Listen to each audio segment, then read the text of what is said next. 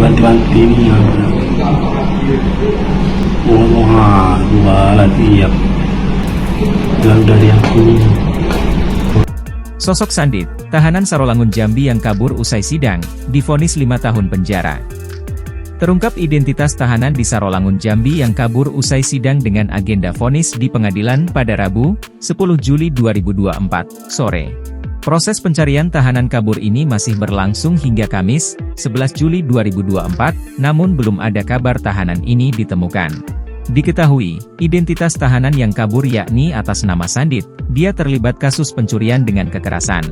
Sandit divonis 5 tahun penjara sebelum akhirnya kabur saat akan dibawa kembali ke lapas. Detik-detik kaburnya tahanan ini terekam dalam CCTV di PN Sarolangun.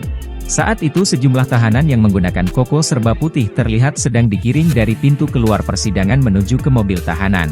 Sekitar pukul 16.40 WIB, tiba-tiba tahanan atas nama Sandit nekat menyentak dan melepas borgol. Ia langsung melarikan diri dan melompat ke semak-semak yang ada di belakang kantor pengadilan negeri Sarolangun. Kejadian begitu cepat sehingga membuat sejumlah petugas kejaksaan kaget dengan aksi pelaku. Bahkan sejumlah tahanan lain juga tampak terbengong melihat Sandit kabur masuk ke dalam hutan hingga dilakukan pengejaran.